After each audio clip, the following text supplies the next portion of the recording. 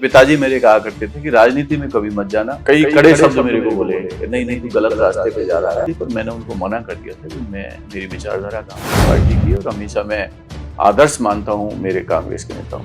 आप सचिन पायलट कोटे से मंत्री बने थे, लेकिन समय के साथ आपकी अशोक गहलोत से करीबियां हो गई। देखो ऐसा है कि दिया कुमारी बतौर पीडब्ल्यूडी मंत्री कैसा काम कर रही है? 1 साल के अंदर राजस्थान में लगी जाए सरकार नाम की कोई चीज है, कोई सरकार नाम की चीज नहीं। आपने ये तो बताओ कितनी राशि स्वीकृत की, कितने का टेंडर हुआ, कौन सी फर्म को वर्क ऑर्डर दिया, कौन सी फर्म काम कर रही है, एक घड़े से लेके दूसरे घड़े में जल मिला देने से।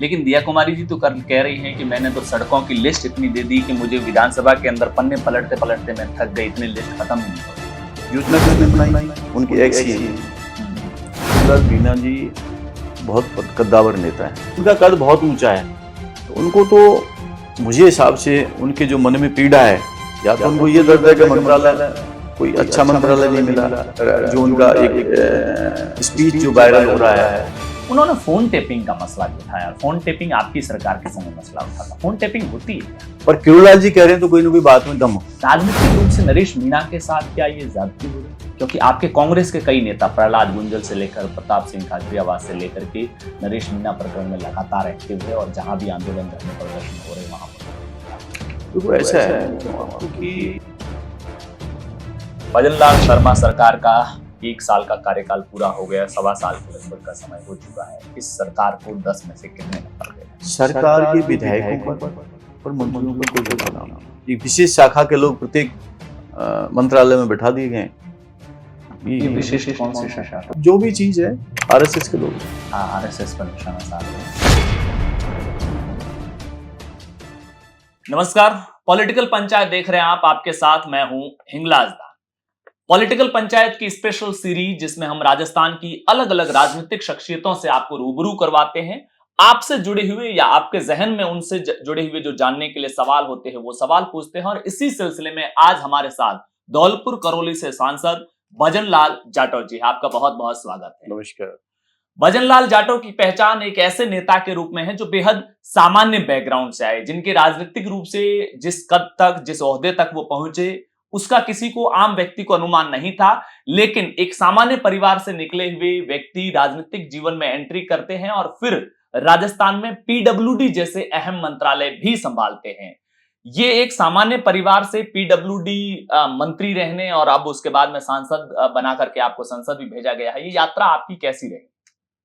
ये निश्चित तौर पर मेरी एक मन में भावना थी कि मैं कुछ बड़ा होकर मेरे क्षेत्र के लोगों के लिए समर्पित भाव से कुछ काम करूं और कुछ ना कुछ जो गरीब लोग हैं जिनका मैं भला कर सकता हूं, क्षेत्र का विकास कर सकता हूं, उसलिए मेरी एक राजनीति में आने की भावना पैदा हुई। और निश्चित तौर पे मैं शुक्रगुजार हूं मेरे माता पिता का, जिन्होंने मुझे अच्छे संस्कार दिए और अच्छे संस्कार देने के बाद में अच्छी शिक्षा दी। और उन्होंने सबसे बड़ी शिक्षा से सबसे बड़ी चीज है कि जो संस्कार अच्छे दिए, आगे बढ़ने का रास्ता उन्होंने सिखाया। हालांकि वो राजनीति के खिलाफ थे, उन्होंने कभी राजनीति में कभी मत जाना।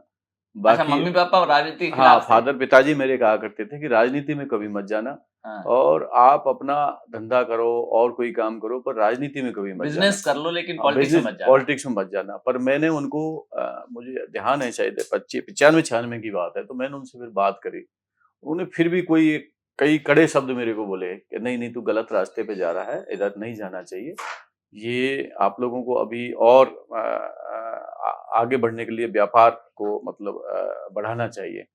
तो मैंने फिर उनकी बात को 95-96 में स्वीकार किया कि मैं कोई बात नहीं, अभी राजनीति में नहीं जाना चाहता और उसके बाद में फिर मैं चला जाऊंगा। तो फिर उस बात पे वो सहमत हुए। फिर उन्होंने मुझे 98-99 में स्वीकृति दे दी कि आप अब राजनीति में चले जाओ, कोई दिक्कत नहीं है, आप अब लोगों की सेवा कर सकते हो।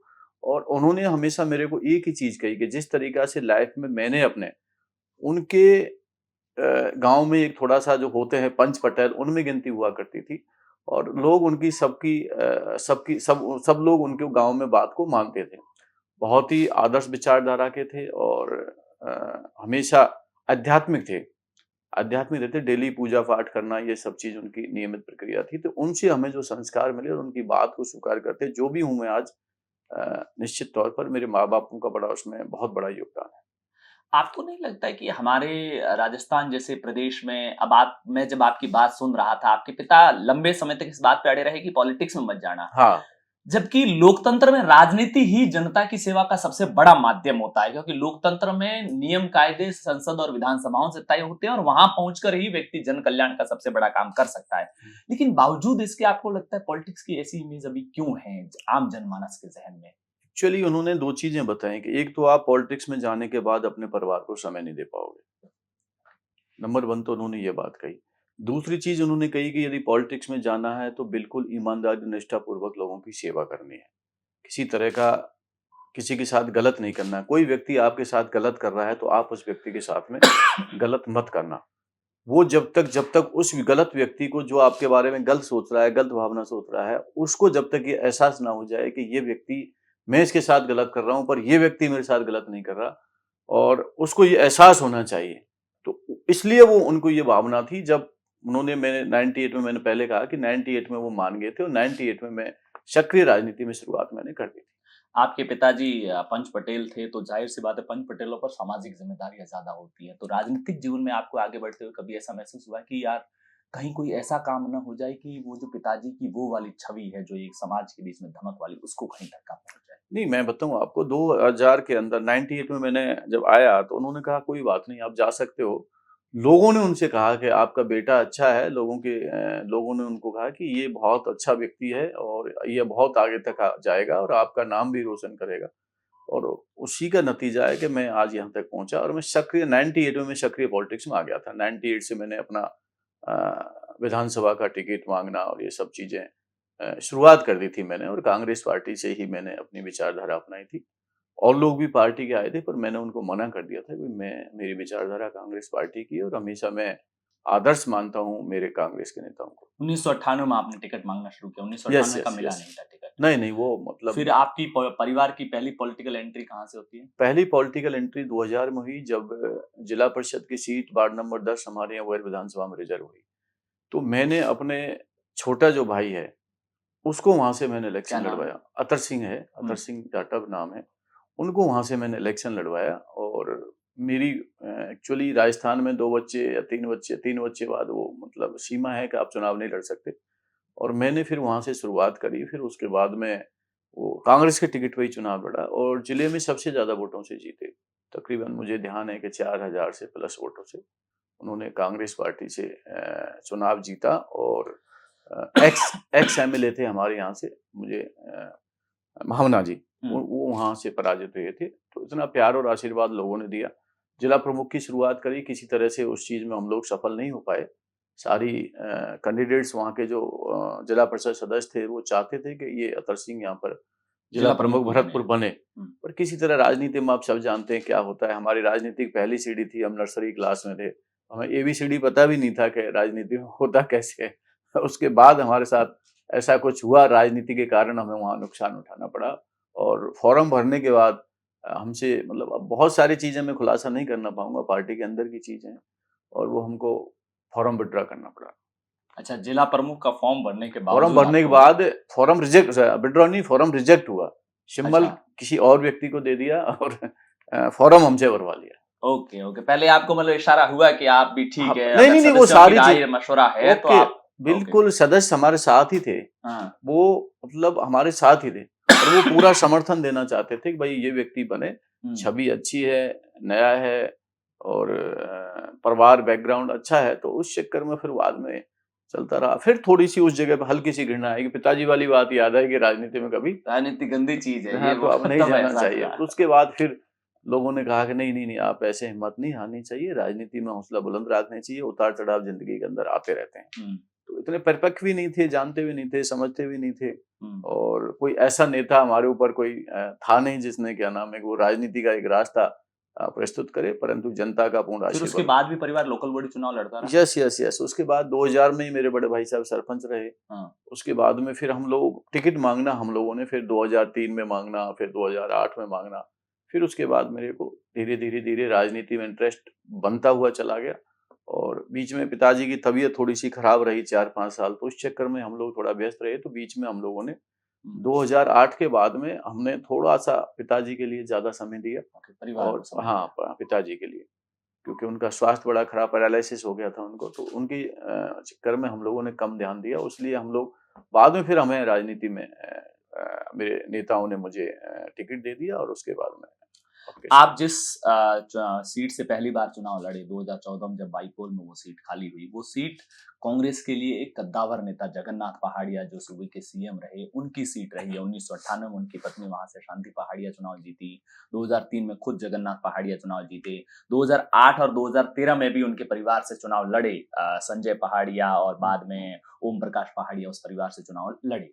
2014 में आपकी पॉलिटिक्स, तो इस दौरान आपको कभी ये फेस करना पड़ा कि उससे पहले 2003-8 जब आप टिकट मांग रहे थे, तो एक, क्योंकि राजनीति में ये होता है कि जब भी कोई नया चेहरा एंट्री लेता है ना, तो पुराने कद्दावर चेहरों की वजह से उनको कई बार पीछे धकेला जाता है उस भीड़ के भीतर।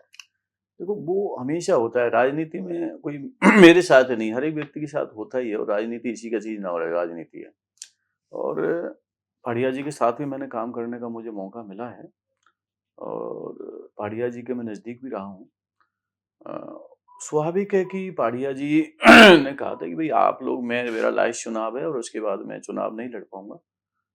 2008 का मुझे लगता है लास्ट चुनाव, उन्होंने कहा कि मैं नहीं लड़ पाऊंगा। उसके बाद उन्होंने अपने बच्चे, छोटे बेटे जो आज इस दुनिया में नहीं है, संजय, वो वहां से चुनाव लड़े। 2008 में ओम प्रकाश जी लड़े, और ओम प्रकाश पहाड़िया 40,226 वोट मिले थे यस उनको। Yes yes yes Bahadur Singh और कोहली के सामने हार हाँ गए थे। हाँ हाँ हाँ उसके बाद 2013 में उनके छोटे बेटे चुनाव लड़े। तो राजनीति में संभावनाओं का खेल है। ठीक है। 2014 में आपकी एक तरह से स्टेट लेवल की पॉलिटिक्स में एंट्री होती है, जब बहादुर सिंह कोहली सांसद बन जाते हैं और वहां की सीट खाली होती है, बाईपोल में आप चुनाव लड़ते हैं। पॉलिटिक्स में आपकी इस सक्रिय एंट्री का आप क्रेडिट किनको देते हैं? देखो, सक्रिय कैंडिडेट तो मेरे, क्या मैंने कहा ना, मेरे जो माता पिता हैं उनका बड़ा, पिताजी का मेरा बड़ा अहम योगदान था, और सभी कांग्रेस के नेता जितने भी थे उन्होंने मुझे मतलब कि पूरा सहयोग और आशीर्वाद दिया है। ये मेरा सवाल इसलिए था क्योंकि पब्लिक के बीच में और पॉलिटिकल गलियारों में एक चर्चा ये है कि 2014 में जो आपको वेयर से टिकट मिला था, वो तब सचिन पायलट पीसीसी चीफ बन गए थे और सचिन पायलट ने वो टिकट दिया था। लेकिन समय के साथ आपकी 2018 में जब सरकार बनी, तब भी ये लोग कहते हैं कि आप जो, चूंकि राजस्थान पॉलिटिक्स उस समय कांग्रेस की पॉलिटिक्स विशेष तौर से सचिन पायलट और अशोक गहलोत में क्लियर रूप से बंटी हुई थी, आप सचिन पायलट कोटे से मंत्री बने थे, लेकिन समय के साथ आपकी अशोक गहलोत से करीबियां हो गई। देखो, ऐसा है, मैं बताऊं आपको कि इस विषय में मैं इसलिए नहीं जान सकता क्योंकि सचिन पायलट स्वतंत्र प्रदेश प्रदेश अध्यक्ष थे। निश्चित तौर पर उस समय सचिन पायलट जी ने ही मुझे वहाँ पर टिकट देके और वहाँ पर पूरा वहाँ पर चुनाव में पूरा कैंपेन वैम्पेन भी पूरा उन्होंने कमान संभाली थी। परंतु हम ये चाहते हैं कि पार्टी और नेता सब हमारे लिए सर्वोपरि हैं, और विपक्ष में हम सब लोग रहे, सत्ता में 2018 में फिर टिकट मिला। तो मैं ये चाहता हूँ कि हमारे लिए पार्टी हमारे लिए सर्वोपरि है, पार्टी से बड़ा हमारे लिए कोई नहीं है। इसलिए हम हमेशा, सचिन पायलट हो साहब हो, हमारे अशोक गहलोत साहब हो, चाहे राहुल गांधी जी हो, चाहे सोनिया जी हो, हमारे लिए सभी लोग जो नेता हैं वो सब हमारे महत्वपूर्ण हैं। ये सवाल इसलिए भी ज्यादा उठता है क्योंकि जब 2020 वाला प्रकरण पॉलिटिकल एपिसोड जो हुआ, उसके बाद सचिन पायलट के ही महत्वपूर्ण महकमे, पीडब्ल्यूडी जैसे महकमे आपको सौंप दिए अब गए, ये तो हमारा ऐसा लगा देखो, कि उस एरिया में सचिन पायलट के ही सेकंड लेयर पे अशोक गहलोत सिस्टमेटिक तरीके से लीडरशिप खड़ी कर रहे हैं। नहीं नहीं नहीं, ऐसा नहीं है। सचिन पायलट का एक अपना कद है। सचिन पायलट कोई पूरे राष्ट्रीय नेता हैं, उनका कद तो हमेशा यथावत है ही है। और मेरा ऐसा बिल्कुल ही नहीं है किसी के साथ, मेरे लिए कोई गुटबाजी और इस टाइप का बिल्कुल नहीं है। लोग सोचते होंगे वो अलग बात है, पर मेरे लिए तो दोनों ही नेता महत्वपूर्ण है। मैं कभी गुटबाजी में और इस चीज में बिलोंग करता नहीं हूँ। मेरा नेता राहुल गांधी, सोनिया गांधी खड़गे साहब, उनका पूर्ण योगदान और आशीर्वाद रहता है। हमारे दोनों नेता और अब प्रदेश अध्यक्ष हमारे डोटासरा जी हैं अभी, तो हमारे लिए तो जो होता है पद पर वो हमारे लिए सम्मानीय है। आपने 3-3.5 साल पीडब्ल्यूडी मंत्रालय संभाला। अभी जो वर्तमान सरकार पिछले 1-1.25 साल का कामकाज है पीडब्ल्यूडी के लिहाज से, क्योंकि रूरल इंफ्रास्ट्रक्चर, सड़क इंफ्रास्ट्रक्चर, जितने भी निर्माण कार्य होते हैं, पीडब्ल्यूडी के ऊपर किसी भी सूबे के अंदर डेवलपमेंट से जुड़ी एक बहुत बड़ी जिम्मेदारी होती है। दिया कुमारी बतौर पीडब्ल्यूडी मंत्री कैसा काम कर रही है? देखो, ऐसा है, अभी तो सरकार को 1 साल के आसपास हो गया, 1 साल सवा साल हो गया। 1 साल के अंदर राजस्थान में लगी रहा सरकार नाम की कोई चीज है? कोई सरकार नाम की चीज नहीं है। अब कल ही बजट आया, पिछला बजट आया, ईस्टर्न राजस्थान को कुछ नहीं मिला। और सरकार झूठे वायदे कर कर, ईआरसीपी का एक अहम मुद्दा था, उसके झूठे वायदा कर कर ये आई कि हम डबल इंजन की सरकार हमारी बन जाएगी, तो हम लोग 1 साल के अंदर उसका कार्य शुरू करा देंगे। आज 1 साल से ऊपर हो गया, कोई कार्य शुरू नहीं हुआ। और वो तो कह रहे हम तो एमओयू करके हमने सब कुछ फाइनल कर दिया है। एमओयू क्या होता है? एमओयू पे शायद दो जना हो जाते हैं। एग्रीमेंट्स होना एक अलग चीज है, एमओयू होना एक अलग चीज है। पर आपने ये तो बताओ कितनी राशि स्वीकृत की, कितने का टेंडर हुआ, कौन सी फर्म को वर्क ऑर्डर दिया, कौन सी फर्म काम कर रही है? मेरे पास, मैंने पार्लियामेंट में क्वेश्चन लगाया था, उस क्वेश्चन के जवाब में कोई आंकड़ा नहीं है। एक घड़े से लेके दूसरे घड़े में जल मिला देने से कभी ईआरसीपी शुरू नहीं हो जाएगी। ईआरसीपी शुरू जब होगी जब उसका नाम चेंज कर दिया, राम सेतु करके। अब राम सेतु कर दिया वो अलग बात है, उनका अलग विषय। योजना किसने बनाई? उनकी एक्स ही हमने, वसुंधरा जी ने। हमने तो ईआरसीपी नाम नहीं दिया, हमने तो उसी ईआरसीपी योजना को आगे बढ़ाने का काम किया। तो निश्चित तौर पर कहने में और करने में बहुत बड़ा फर्क है। ईआरसीपी की 1 पैसा भी अभी खर्चा नहीं हुआ है। अभी तो मुझे लगता है डीपीआर तैयार हो रही होगी और शिलान्यास हो गया। लेकिन दिया कुमारी जी तो कल कह रही हैं कि मैंने तो सड़कों की लिस्ट इतनी दे दी कि मुझे विधानसभा के अंदर पन्ने पलटते पलटते मैं थक गई, इतनी लिस्ट खत्म ही नहीं हो रही थी। इतनी सारी नई सड़कें बनाई जा रही है, मैं उस विषय में, देखो ऐसा है, वो मैं इतना ही कहना चाहता हूं कि जब तक धरातल पर काम नहीं आएंगे तब तक काम नहीं चलेगा। अभी तो जो काम पिछले चल रहे हैं, जो हम लोगों ने स्वीकृत किए थे, वही कामों को पूरा कर दें। नए काम तो तब शुरू होंगे जब वो पहले काम शुरू हो जाएंगे। सिर्फ कामों को रोकना। आज मैं इतना ही कहना चाहता हूँ, सड़कों का मैं नहीं कहता, राजस्थान के बच्चा कहता है कि सड़कों का जो इंफ्रास्ट्रक्चर डेवलप राजस्थान में हुआ है वो ऐतिहासिक है, ऐतिहासिक है। और वो काम अभी चल रहे हैं, क्वालिटी मेंटेन करी, हर चीज अच्छी। चाहे वो अपना ये एमडीआर रोड का कौन लेके आया है फॉर्मूला? हमारी सरकार लेके आई। चौड़ी चौड़ी सड़कें, 7 मीटर 10 मीटर की सड़कें चौड़ी करना। ये जो सेंटर, अब मैं कल बजट आया, सड़कों का बजट में पढ़ रहा था। आप मुझे ये बताइए, एक बजट की कॉपी, सेंट्रल गवर्नमेंट की कॉपी स्टेट गवर्नमेंट ने कैसे कर ली? उस बजट की कॉपी सेंट्रल गवर्नमेंट की के बजट घोषणा में है कि हम लोग 25,000 गांव ढाणियों को, जहां पर 500 की आबादी में राजस्व गांव है और 250 के राजस्व गांव ट्राइबल में, और अपना जो डेजर्ट एरिया है, जो मरुस्थलीय क्षेत्र में, उसमें आपके जो गांव है उनको हम लोग जोड़ेंगे। ये घोषणा उन्होंने सेंट्रल गवर्नमेंट ने करी। कल वही घोषणा उन्होंने कर दी सेम स्टेट में। हम 600 गांवों को, मात्र कितने को? 600 गांवों को राजस्थान में हम लोग, जो राजस्व गांव है उनको हम लोग गांव बस्तियों को सड़कों से जोड़ने का काम करेंगे। अब मैं बता देता हूं इसका रहस्य क्या है। जब हम लोग, हमारी सरकार थी, उस टाइम ही हमने ये घोषणा उस टाइम ही कर दी थी। वही हम लोग 500 की आबादी 2011 की जनगणना में 250 ट्राइबल, 250 डेजर्ट वाले गांव हम लोग भी जोड़ेंगे। तो वो तो हमने पहले ही जोड़ दिए। 600 गांवों की संख्या नहीं बैठेगी। कल मैं रूरल डेवलपमेंट पंचायत की, उसमें पीएमजीएसवाई की जो ये थी, ये वाली 250 वाली जो ये जो योजना है, इसी में मैं बैठा हुआ था। कल मीटिंग की थी। मैंने पूरे हिंदुस्तान के वहां से वो लिए थे, क्या नाम है, स्टेटों के आंकड़े। किसी में 0, केरल में 7, तमिलनाडु में 7, केरल में 0, उत्तर प्रदेश में 0। अब मतलब क्या योजना बना रहे हो आप लोग? क्योंकि 2000 गणना के 11 की जनगणना के आधार पर 500 के राजस्व गांव बचे ही नहीं है। तो वो बेस है, वो 2011 की जनगणना है। 2011 की जनगणना है। तो वो ये योजना फेल है। और जो भी आ रहे हैं, अब जो प्रस्ताव आ रहे हैं, इन्होंने 600 प्रस्ताव दे दिए। ये प्रस्ताव हुआ आएंगे जो गांव फॉरेस्ट के अंदर हैं, जिन पे कोर्ट स्टे है, जो वाइल्ड लाइफ में है। गांव तो बचे ही नहीं, ढाणी बची ही नहीं। हमारी सरकार ने तो राजस्थान में पहले ही जोड़ दिए। हम लोगों ने तो 250 और ये 250, ये तो अब करे सेंट्रल गवर्नमेंट ने। हमने तो 2 साल पहले कर दिया ये काम। तो कोई वो नहीं है। और जो जितनी सड़कें घोषणा हुई हैं, मैं पता लगा लूंगा, मुझे लगता है सीआरएफ का पैसा है, स्टेट गवर्नमेंट का नहीं है। तो कहने में और करने में फर्क है। निश्चित तौर पर जो सड़कें, अच्छा जो नई सड़कें इन्होंने बना रहे हैं, अभी तो उनके टेंडर भी नहीं हुए, काम ही चालू नहीं हुआ। 1 साल पहले जो घोषणा करी थी वही काम चालू नहीं हुए। अभी तो वो काम है जो हमारे टाइम की चल रहे हैं, जो इन्होंने बीच में रोक दिए थे। कुछ काम कैंसिल कर दिए हैं। ये बिल्कुल काम का पता आपके लग इलाके के अंदर कई हाँ, पॉलिटिकल ज्वलंत मुद्दे, राजस्थान में पता नहीं क्यों पॉलिटिक्स को ईस्टर्न राजस्थान ने कैप्चर कर रखा है, चाहे वो ईआरसीपी का मसला हो, किरोड़ी लाल मीणा प्रकरण हो, सचिन पायलट जैसे चेहरे हो, नरेश मीणा जैसे नए चेहरे हो, तमाम, अब तो मुख्यमंत्री भी ईस्टर्न राजस्थान से, तो पॉलिटिक्स को मोटे तौर पर ईस्टर्न राजस्थान ने कैप्चर कर रखा है।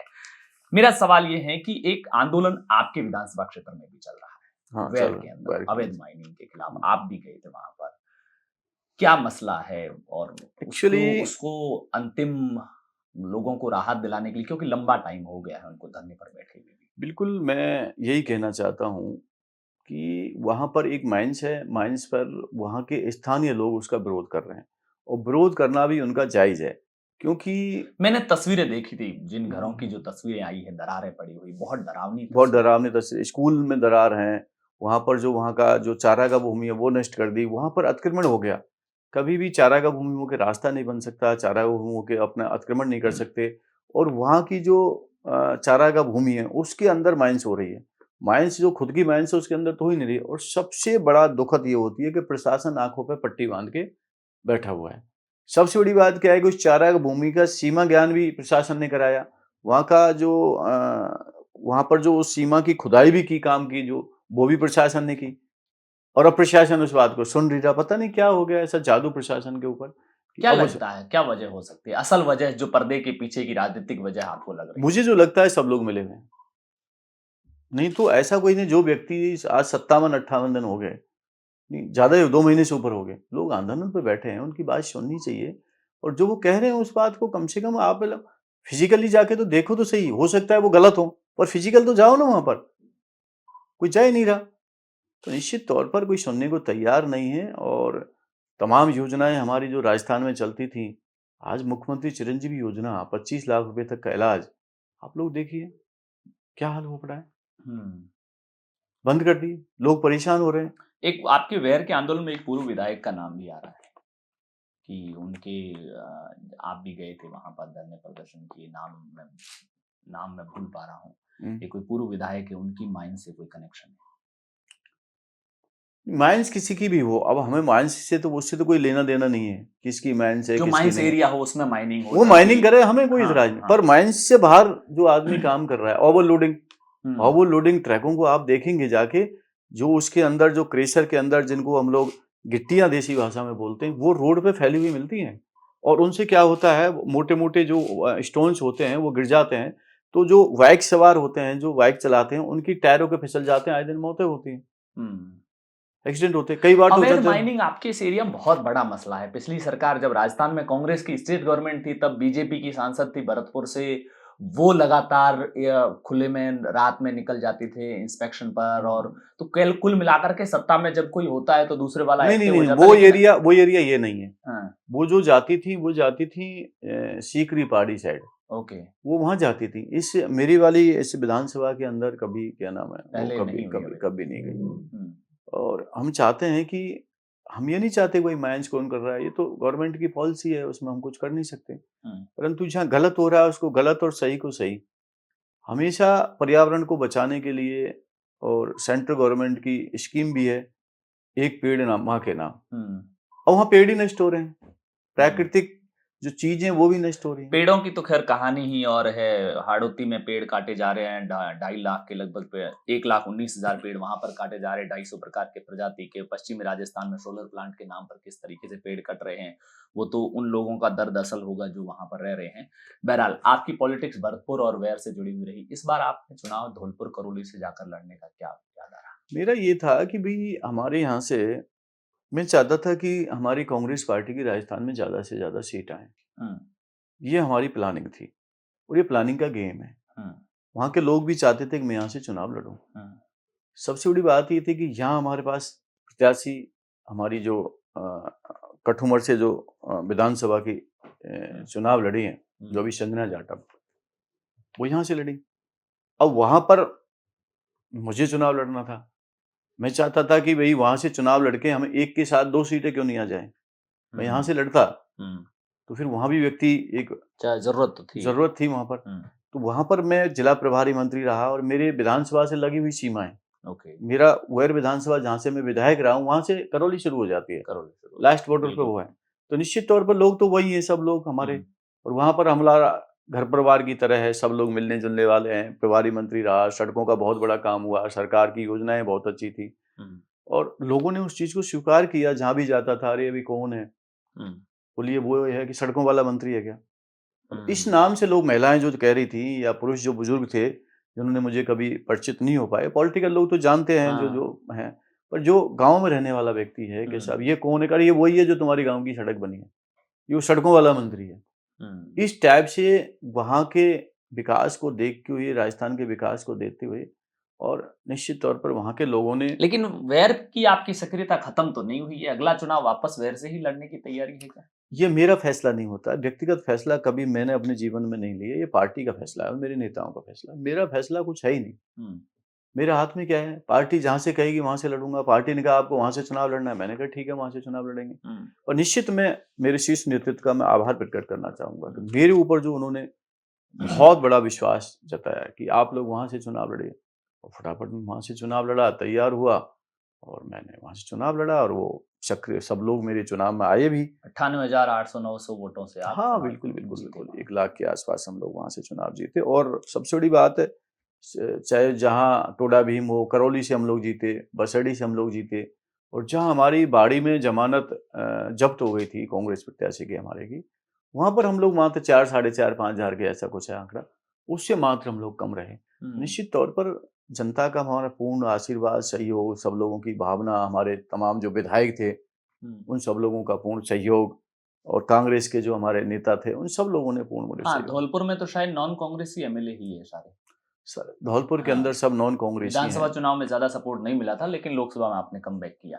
नहीं, नहीं, नहीं, कांग्रेसी एमएलए हमारे वहाँ पर, अच्छा, वहां भाजपा का नहीं है। भाजपा का नहीं है, हमारे ओके। यहाँ सिर्फ कांग्रेस के ही हैं। हम्म, और यहाँ पर भी अपने इसमें क्या नाम है अपना करौली जी के अंदर भी हमारे 2 कांग्रेस हैं, 2 बीजेपी है। ओके, जी, ठीक है। अब पूर्वी राजस्थान के एक कद्दावर नेता है किरोड़ी लाल मीणा। जी। जब से सरकार नहीं थी तो सबसे ज्यादा प्रोटेस्ट करने वालों में गिनती उनकी होती थी, हुँ, और सरकार आई तो उसके बाद में उनकी सरकार के साथ किस तरह की खटपट चल रही है, और अब तो कांग्रेस भी गोविंद सिंह डोटासरा से लेकर के तमाम टीकाराम जूली से लेकर के कई दूसरे विधायकों से लेकर विधानसभा से लेकर सड़क तक, सदन से सड़क तक किरोड़ी लाल मीणा के मसले पर ही सरकार को घेर रही है। आप इस पूरे किरोड़ी लाल मीणा प्रकरण को कैसे देखो देखते ऐसा है, चुनलाल मीणा जी बहुत कद्दावर नेता हैं और ये निश्चित तौर पर सही कह रहे हैं आप लोग कि हमारी जब सरकार थी तो आए दिन वो धरने देते थे। हमारे कई बार सीएम साहब के वहाँ पर सीएमआर पर उन्होंने गेट पे बैठ गए, आए दिन धरना प्रदर्शन। और कई बार क्या होता है राजनीति के अंदर, भावनाओं, ये हिंदुस्तान भावनाओं का देश और प्रदेश है, तो कई बार लोग भीड़ें भी इकट्ठी हो जाती थी, लोग वहाँ पर उनको पूरा समर्थन भी करते थे, परंतु हम लोग उनकी बात सुनते थे। बहुत बातें उनकी सुनी, जो जायज़ बातें थी वो सारी बातें उनकी हम लोग मानते भी थे, पर कई बातों पे जो बात ठीक नहीं थी उसको मानते भी नहीं। उनका कद बहुत ऊँचा है, तो उनको तो मुझे हिसाब से उनके जो मन में पीड़ा है, उनकी पार्टी का मामला है व्यक्तिगत, किस वो बात तो की पीड़ा लगती है वो आपको? हमें मालूम नहीं, वो उनकी पीड़ा है। वो क्या पीड़ा है, कैसे है, आप या तो राजनीतिक व्यक्ति है, विरोधी पार्टी में भी कौन सा नेता क्या किस लाइन लेंथ पे देखो चल ऐसा रहा है है, और किन अब चीजों से जूझ रहा है, पता नजर तो रखते ही उनके होंगे। दिल में क्या दर्द है, वो तो उनको पता है। हमें नहीं पता उनके दिल में क्या दर्द है। या तो उनको ये दर्द है कि मंत्रालय, कोई अच्छा मंत्रालय नहीं मिला, या कोई और इच्छाएँ जो जैसा उन्होंने कहा कि जो उनका एक स्पीच जो वायरल हो रहा है कि आदमी सोचता है कि मैं विधायक बन जाऊँ, विधायक के बाद मंत्री बन जाऊँ, मंत्री के बाद सीएम बन जाऊँ। तो वो उन्होंने जो ये वायरल किया है, तो उसके अंदर कुछ ना कुछ उनके लिए भावना हो गई, भई मैं कुछ ना कुछ और ऊपर बनूँ। ये हम्म। उनका व्यक्तिगत मामला है, हम तो उसमें क्या कह सकते हैं, बाकी उनके साथ जो हो रहा है वो गलत है। उन्होंने फोन टेपिंग का मसला भी उठाया, और फोन टेपिंग आपकी सरकार के समय मसला उठा था। फोन टेपिंग होती है क्या? अब ये तो मैं क्या ऐसा हूँ, हमारे यहाँ तो नहीं हुई। हमारे यहाँ तो बिल्कुल कोई फ़ोन टेपिंग नहीं हुई। वो हमारे यहाँ तो आप गृह राज्य मंत्री भी रहे हैं। नहीं, नहीं, मैं गृह राज्य मंत्री रहा, मैं होमगार्ड वगैरह मेरे पास था। पर मैं आपको इतना कहना चाहता हूँ, वहाँ तो खुद ही वो मंत्री जी कह रहे हैं, मैं थोड़ी कह रहा हूँ। हमारी पार्टी थोड़ी कह रही है, हमारी पार्टी नहीं कह रही। उस टाइम भी हमारी पार्टी के व्यक्ति ने, किसी ने कहा, वो आरोप लगाया बीजेपी ने, हमारी पार्टी के लोगों ने नहीं लगाया। यहाँ दूसरा मामला है, यहाँ पार्टी का व्यक्ति और जिम्मेदार व्यक्ति मंत्री कह रहा है कि मेरा फोन टेप हो रहा है, मेरी जांच मेरी सीआईडी हो रही है, मैं कहाँ जा रहा हूँ, कहाँ उठ रहा हूँ। यहाँ अलग मैटर है, यहाँ पार्टी का व्यक्ति और मंत्री खुद कह रहा है। ये फर्क है दोनों चीजों में। मैंने सवाल इसलिए किया कि सरकार का हिस्सा होने के नाते आप इतना समझते होंगे कि ये पॉसिबल है या नहीं। क्या चीज, मेरे को इतना, मैं आईटी का कोई जानकार नहीं हूँ कि क्या होता है कैसे होता है, वो मैं इस चीज में जान ही चाहूंगा। पर किरोड़लाल जी कह रहे हैं तो कोई ना कोई बात में दम हो। ऐसा ही एक और बड़ा प्रकरण आपके इलाके में नरेश मीणा प्रकरण, समरावता कांड हुआ, जिस तरीके से मतदान के दिन क्या स्थितियां सामने आई, उसके बाद में नरेश मीणा को लेकर के पूर्वी राजस्थान में गांव-गांव जा रहे थे। हालांकि कल रात को नरेश मीणा के माता पिता की मुख्यमंत्री से मुलाकात होती है और उसके बाद में जो विधानसभा घेराव होने वाला था उसको 5-7 दिन के लिए स्थगित किया गया आगे के लिए, और तब तक मांगे मानी। आप इस पूरे प्रकरण को कैसे देखते हैं? क्योंकि ऐसा है, समरावता में जो हुआ वो तो बिल्कुल गलत है।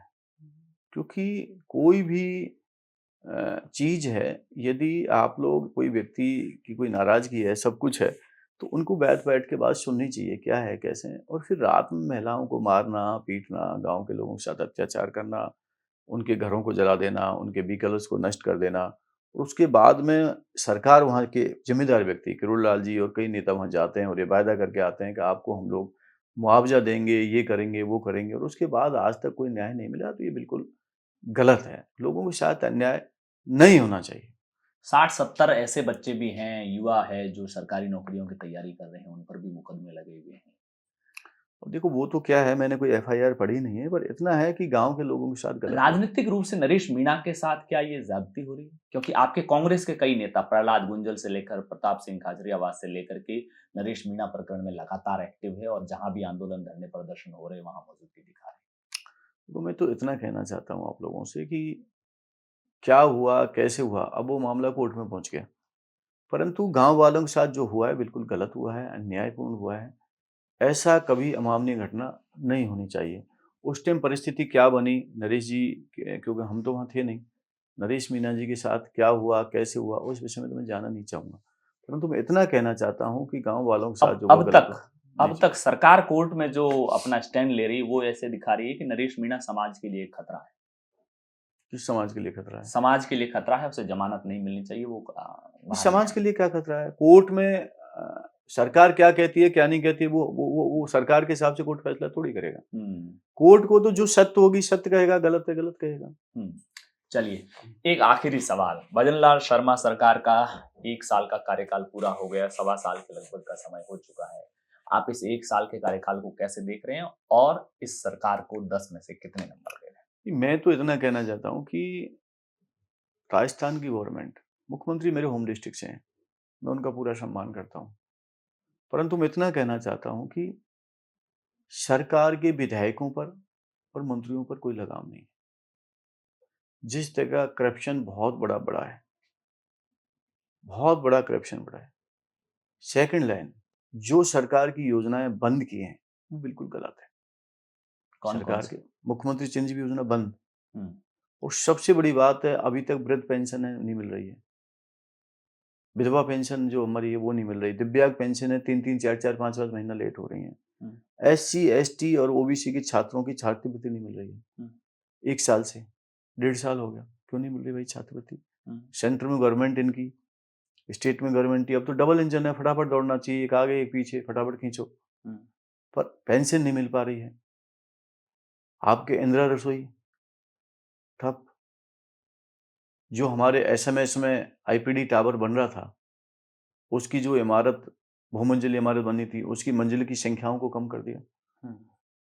ऐसे कामों को रोकना जो जनहित के काम है। अब इसमें कोई बीजेपी कांग्रेस नहीं कह रहा। हॉस्पिटल बन रहे हैं तो उनको मत रोकिए, हॉस्टल्स बन रहे हैं उनको मत रोकिए, उसमें तो कौन सा बीजेपी कांग्रेस, सभी लोग बच्चे पढ़ेंगे, सड़क बन रही है उन पे सब लोग बच्चे चलेंगे।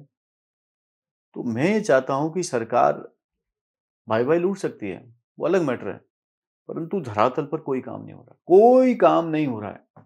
आप लोग गांव में जाके पूछ लीजिए लोगों से, वही कहते हैं जी, अरे ठीक था साहब, कांग्रेस पार्टी की सरकार ठीक थी साहब। मतलब और खासकर पूर्वी राजस्थान का तो नाम ही नहीं आया बजट में कहीं। सड़क बनने से, 1-2 सड़क बनने से जब तक इंफ्रास्ट्रक्चर डेवलप नहीं होगा, अच्छा कोई इंडस्ट्री नहीं आ पाएगी, अच्छा कोई हब नहीं बन पाएगा, तब तक कोई फ़ायदा नहीं हो पाएगा। तो पूर्वी राजस्थान से आपको अगले जाती 4 हुई है। साल में 4 साल का 4.5 साल का समय आपके पास भी है। भरतपुर धौलपुर करौली संसदीय क्षेत्र के लिए आपके 1-2 बड़े मैं ये प्रोजेक्ट्स। चाहता हूँ कि करौली धौलपुर की जनता ने मेरे ऊपर विश्वास जताया और मेरे लिए वो बहुत सर्वोपरि है। जिन्होंने मेरे जैसे व्यक्ति पे उन्होंने विश्वास जताया। मैं चाहता हूँ एक जो वहाँ पर रेल परियोजना जो हमारे टाइम स्वीकृत हुई थी, वो बिल्कुल कछुए की चाल चल रही है। हुँ, जो धौलपुर से लेके बाड़ी, सरमथरा और अपना करौली और गंगापुर जानी थी। फर्स्ट फेज का काम 2011-12 में हम लोगों ने स्वीकृत कराया था। हुँ, सरकार चेंज हो गई, कोई बात नहीं। उसके बाद वो किस वजह से काम रुका, उस विषय में नहीं जाऊँगा। परंतु अब मैंने मंत्री जी से मैं इन दिनों के अंदर 4 से 5 बार मिल लिया। इस काम को केंद्रीय फटाफट से रेल मंत्री से। केंद्रीय मैंने वैष्णव जी से। हुँ, उन्होंने भी स्वीकार किया है कि हाँ, ये क्यों रुकी है। उनको पता है कि ये बन जानी चाहिए थी। हुँ, परंतु अब उन्होंने मेरे से इस चीज़ को आश्वासन दिया है कि मैं इसको शीघ्र पूरा करूँगा और सेकंड फेज़ के अंदर सरमथरा से करौली, करौली से गंगापुर, ये हमारे सेकंड फेज़ का है। तो मैंने कहा भई आपने डीपीआर बना दी, सारा कुछ, इसकी टेंडर जारी करो, इसकी वित्तीय स्वीकृति इसकी राशि स्वीकृत करो आप लोग। हुँ, एफएस जारी करो जिससे आगे टेंडर लगे और ज़मीन का एक्वायर हो, हुँ, तो ये भी काम पूरा हो। तो उन्होंने मुझसे आश्वासन दिया है कि मैं निश्चित तौर पर इसका दिखवा के और शीघ्र इसका मैं वित्तीय स्वीकृति देके डीपीआर तो तैयार हो गई, हुँ, पर डीपीआर तैयार होने से काम नहीं चलेगा। और सेकंड यहाँ पर सबसे जो हमारा मुद्दा है कि करौली और धौलपुर पूरा ही व्यापार सिर्फ माइंस के ऊपर होता था। सैंडस्टोन का बहुत बड़ा काम था। आज जितना भी पार्लियामेंट, आपके लाल किले, चाहे वो वर्तमान पार्लियामेंट, चाहे आपका राम मंदिर, चाहे जो भी चीज़ है, ये भरतपुर, धौलपुर, करौली का ही स्टोन सैंडस्टोन लगता है। हुँ, बड़ी मंडियाँ हुआ करती थी, हिंडौन के अंदर बहुत बड़ा बाजार लगता था, दूर-दूर के व्यापारी आते थे, एक्सपोर्ट होता था। आज लोगों के पास काम नहीं है। उस जगह को पूरे को जो जहाँ खनन होता था, उसको फॉरेस्ट में डिक्लेयर कर दिया और जो बचा हुआ एरिया था, वो टाइगर रिज़र्व जो वन क्षेत्र है, टाइगर रिज़र्व हुँ, के लिए उसमें एक्वायर कर लिया गया है। आपने देखा होगा 40 गाँव के लोग वहाँ पर धरने पर बैठे हैं। वो कहते हैं हम नहीं देना चाहते हमारी ज़मीन, हमें नहीं चाहिए ये। तो सरकार ज़बरदस्ती उनकी ज़मीन को एक्वायर करना चाहती है। रणथंभौर टाइगर रिज़र्व में। रणथंभौर टाइगर रिज़र्व नहीं, सेकंड पार्ट उसका बना रहे हैं हम, ओके। Tiger reserve part. तो वो लोग और उनको मुआवज़ा क्या है? एक व्यक्ति को 15 लाख। नॉर्म्स अलग हैं। एक्ट कब का हुआ है? मेरे हिसाब से वो एक्ट बहुत पुराना है। एक्ट में है 15 लाख रुपए प्रति परिवार। चाहे उसकी 10 बीघे ज़मीन है, चाहे 1 बीघे ज़मीन है, वो 15 लाख रुपए देने हैं। 15 लाख रुपए में घर नहीं बनता। हुँ, और ये दुर्दशा हो रही है, मैंने मौके पर निरीक्षण किया, सपोर्टर साइड गया मैं, करणपुर साइड। लोगों के पास लाइट नहीं है वहाँ पर आज की डेट में। पानी नहीं है, एक हैंडपंप नहीं लगा सकते वहाँ पर। क्योंकि फॉरेस्ट में डिक्लेयर कर दिया, टाइगर रिज़र्व में कर दिया। हुँ, 5 बजे से पहले किसी ने खाना बना लिया तो बना लिया। हुँ, पानी के टैंकर आते हैं। अरे भाई जब तक लोग रह रहे हैं आप क्यों नहीं कनेक्शन दे रहे पानी के? क्यों आप उनको लाइट नहीं दे रहे? क्या भारत के नागरिक नहीं है वो? हुँ, ये बड़ी समस्या वहाँ पर बनी है। मैं चाहता हूँ जैसे हमारी सरकार थी और भरतपुर के अंदर एक बंसी पहाड़पुर जगह है, हुँ, वो फॉरेस्ट में था। भारत सरकार का एक लेटर आया मुख्यमंत्री जी को कि जो बंसी पहाड़पुर की जो फॉरेस्ट भूमि है, इसमें स्टोन है और हमें राम मंदिर बनाना है। हमें यहाँ के स्टोन की ज़रूरत है और यहाँ पर स्टोन निकालना ब्रेक है, हुँ, बंद है। हुँ, इस ज़मीन का आप डाइवर्जन कर दीजिए। इस जो फॉरेस्ट की ज़मीन है, इसको खनन क्षेत्र के अंदर खनिज विभाग को दे दीजिए और जहाँ आपके पास में चारागाह भूमि या जहाँ फॉरेस्ट की खनिज की और कोई ज़मीन जैसे पड़ी है, उसको आप लोग फॉरेस्ट में दे दीजिए। क्योंकि एक्ट है फॉरेस्ट एक्ट कि आप ज़मीन के बदले ज़मीन ट्रांसफ़र कर सकते हो, डाइवर्जन जिसे कहते हुँ, हैं। डाइवर्जन कर दिया, लैंड यूज़ मा चेंज कर हाँ, दिया। लैंड यूज़ कर दी और वो मात्र 15 दिन में करते, मेरे हिसाब 15 दिन नहीं लगे, 10 दिन में ही कर दिया हुँ, और हमने प्रस्ताव भारत सरकार को भेज दिया। हुँ, अब भारत सरकार करे कि इस लैंड डाइवर्जन हो, तो यहाँ पर जो ज़मीन है, जो फॉरेस्ट है, उसका डाइवर्जन किया जाना चाहिए और हुँ, यहाँ के लोगों को खनन के पट्टे देने चाहिए, जिससे लोगों का रोज़गार प्राप्त हो। ज़मीन वहाँ है नहीं, हुँ, पहाड़ी क्षेत्र है, लोग कर नहीं पा रहे हैं। तो ये बड़ी जटिल समस्या है। करौली एक ऐसा जिला है जो रेलवे से नहीं जुड़ा हुआ है, आज भी नहीं जुड़ा हुआ, जबकि वहां पर कैला देवी का बहुत बड़ा भव्य मंदिर है, मदन मोहन जी हैं, श्री महावीर जी का बहुत अच्छा हमारा जो पूरे वर्ल्ड के अंदर वहां पर मेला है, बालाजी महाराज हैं, ये भी थोड़ा करौली के अंदर ही आते हैं। बहुत सारी चीजें हैं। हम चाहते हैं, काली तीर्थ सिंधु योजना है हमारी, वो फॉरेस्ट की वजह से नहीं बन पा रही। फॉरेस्ट परमिशन नहीं दे रहा क्योंकि चंबल का पानी लिफ्ट होगा काली तीर जो हमारी नदी है, उस पार्वती नदी में, पार्वती नदी से फिर लिफ्ट होगा आगे एग्रीकल्चर किसानों के लिए, उसकी परमिशन ही नहीं दे रही फॉरेस्ट। बनेगी कैसे स्कीम? बन ही नहीं पाएगी। और जिस हिसाब से सरकार कह रही है कि हम ईआरसीबी को बना देंगे, तो फॉरेस्ट की समस्या तो फिर ही आएगी। हमारी सरकार थी, उन्होंने परमिशन नहीं दी, हम चाहते थे वो बने, हमने राशि भी घोषणा कर दी, और उस राशि का फिर आज घोषणा कर दी कल। अच्छा, वही राशि है, वही मैं कह रहा हूँ ना, पेस्ट किया हुआ है।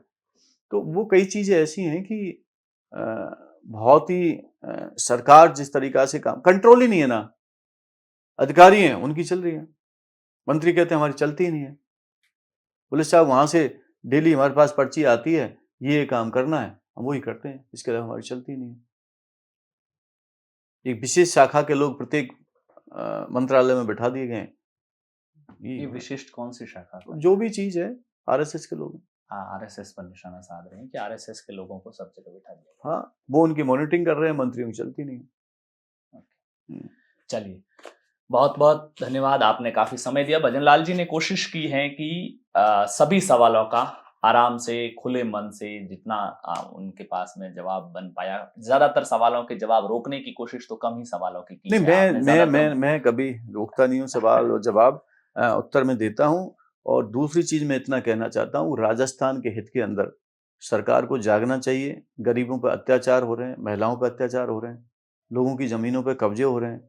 इस तरह का वातावरण, मैं भी राजस्थान की पॉलिटिक्स में कम से कम 24-25 साल रहा हूँ, परंतु कंट्रोल होना बहुत जरूरी है। चलिए, आपने समय दिया, आपका बहुत बहुत आभार। पॉलिटिकल पंचायत पर फिर किसी और राजनीतिक शख्सियत के साथ आपसे होगी मुलाकात, तब तक के लिए नमस्कार।